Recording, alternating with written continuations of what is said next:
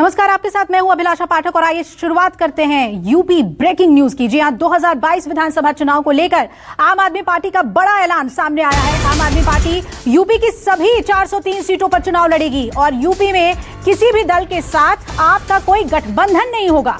और सूत्रों से खबर है कि अखिलेश यादव और संजय सिंह की मुलाकात के बाद ही केजरीवाल की पार्टी ने यह फैसला लिया है। आपको बता दें, कुछ दिन पहले ही अखिलेश यादव और संजय सिंह की मुलाकात हुई थी, लेकिन आम आदमी पार्टी ने साफ कर दिया है कि कोई गठबंधन नहीं करेंगे। मानस श्रीवास्तव का सीधा रुख करेंगे हम, जो लखनऊ में मौजूद हैं। मानस, किस तरीके से देखें आम आदमी पार्टी के फैसले को, कोई गठबंधन नहीं और सभी सीटों पर चुनाव लड़ने का फैसला लिया है?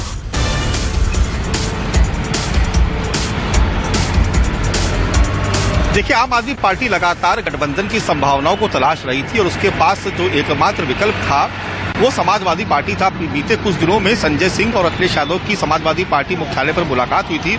इसके बाद इस तरह की चर्चा थी कि शायद दोनों दलों के बीच गठबंधन हो जाएगा, लेकिन ऐसा लगता है कि जो मन मुताबिक सीटें थी वो समाजवादी पार्टी देने को तैयार नहीं। और समाजवादी पार्टी संगठन के लिहाज से भी उसका संगठन हर जिले में, हर विधानसभा क्षेत्र पे है, लिहाजा जो उनके उम्मीदवार हैं उनकी भी तादाद बहुत ज्यादा है और सबका ये सहमति थी कि पार्टी किसी से के साथ गठबंधन ना करे। चुनाव से पहले गठबंधन पार्टी के हित में नहीं होगा, लिहाजा कोई सकारात्मक संदेश नहीं मिला समाजवादी पार्टी की तरफ से। इसके बाद आम आदमी पार्टी ने ऐलान कर दिया है कि वो किसी के साथ भी गठबंधन नहीं करेगी और सभी 403 विधानसभा सीटों पर चुनाव लड़ेगी। हालांकि समाजवादी पार्टी ने इस पर तंज भी कसा है और पार्टी प्रवक्ता आईपी सिंह ने साफ तौर पर कहा है कि दिल्ली में जब केजरीवाल विपक्ष से मदद मांग रहे थे तब समाजवादी पार्टी ने दोस्ती का हाथ बढ़ाया था और अपने एक भी उम्मीदवार नहीं उतारे। यानी उनका इशारा साफ है कि आम आदमी पार्टी यूपी विधानसभा चुनाव से खुद को दूर रखे।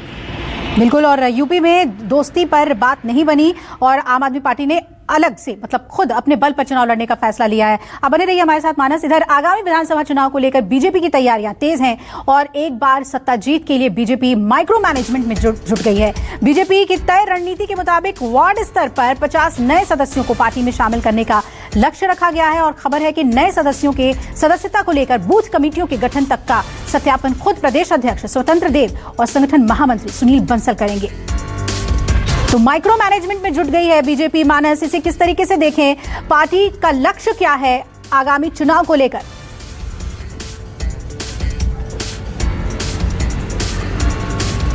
देखिए, उत्तर प्रदेश की 403 विधानसभा सीटों में भारतीय जनता पार्टी ने करीब 350 सीटें जीतने का लक्ष्य रखा है।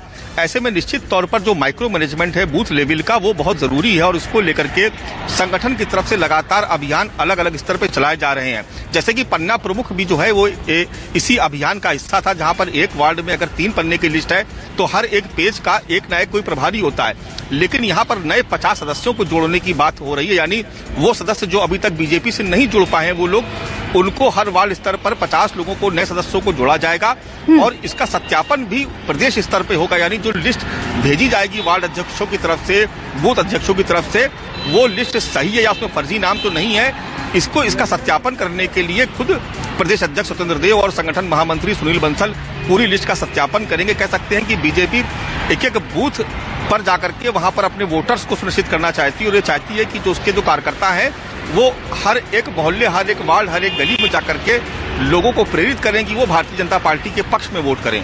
जी बिल्कुल, और इस माइक्रो मैनेजमेंट का फायदा चुनाव में मिलता है और बीजेपी इसे लेकर कमर कस चुकी है। मानस, बने रहेगा हमारे साथ। इधर यूपी कैबिनेट में जगह के आसार को देखते हुए निषाद पार्टी के तेवर कम पड़ गए हैं। निषाद पार्टी के अध्यक्ष संजय निषाद ने कहा कि वो आगे भी बीजेपी का साथ देते रहेंगे। उन्होंने कहा कि यूपी में बगैर निषादों के किसी भी पार्टी की सरकार नहीं बन सकती है। संजय निषाद ने कहा कि पार्टी सभी सीटों पर बीजेपी का समर्थन करेगी। मानस, बने हुए हमारे साथ। मानस, अब संजय निषाद कह रहे हैं कि बीजेपी का साथ हम हर हाल में देंगे। क्या फायदा उनको अब नजर आ रहा है?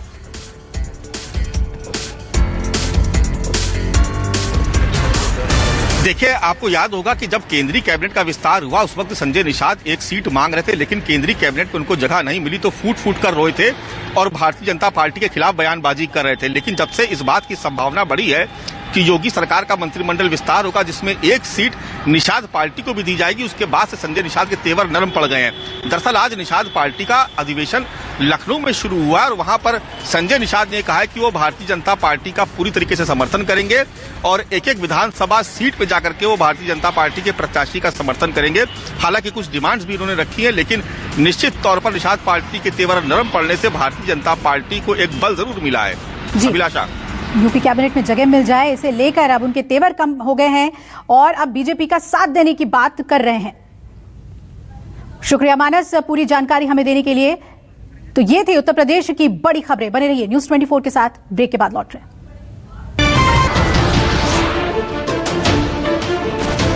नमस्कार, मैं हूं मानक गुप्ता। अगर आपको हमारा ये वीडियो पसंद आया हो तो इसे लाइक और शेयर जरूर करें और हां, हमें सब्सक्राइब और फॉलो करना ना भूलें ताकि आप देश और दुनिया की कोई खबर मिस ना करें। तो जुड़े रहिए हमारे साथ और देखते रहिए न्यूज़ 24।